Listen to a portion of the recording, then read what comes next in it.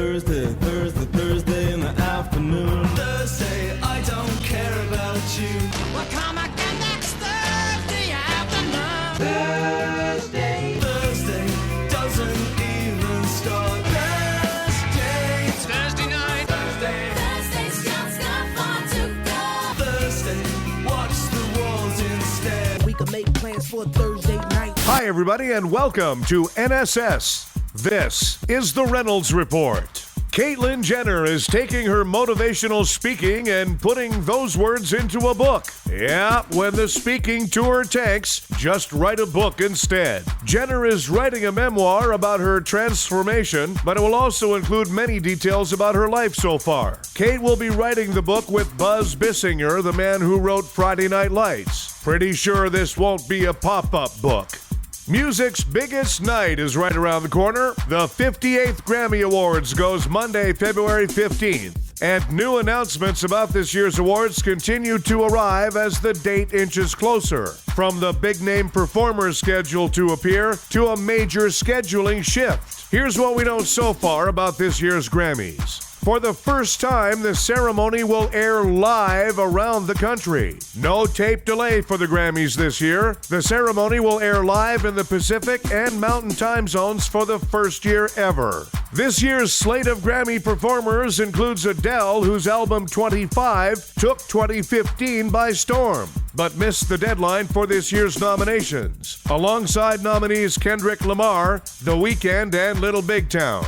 Lionel Richie will be honored with a tribute. The ceremony will feature a special tribute performance to the four-time Grammy-winning singer. Richie was also honored by Music Cares, the Grammys charity organization that supports musicians in need, as the foundation's 2016 Person of the Year. This year's Lifetime Achievement Award recipients include Ruth Brown, Celia Cruz, Earth, Wind and Fire, Herbie Hancock, Jefferson Airplane, Linda Ronstadt, and Run DMC.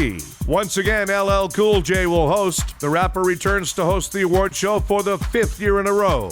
The Grammys will air live across the country Monday, February 15th at 8 p.m. Eastern Time on CBS.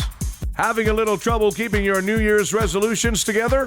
Well, here's Morgan Freeman with an inspiring message to help you keep your New Year's resolution to eat better.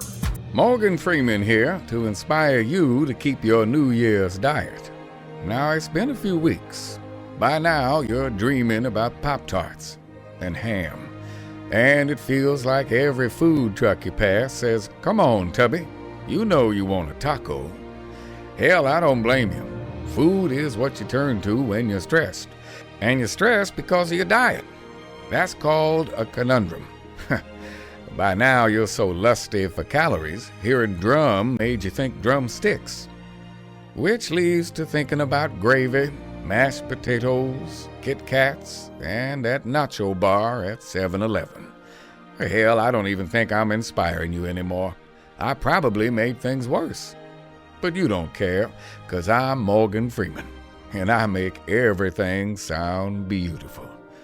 So hang in there and be strong, Tubby. Sarah Palin has endorsed Donald Trump for president. I'm thinking that should help Trump lock up the incoherent, gun-toting hillbilly vote.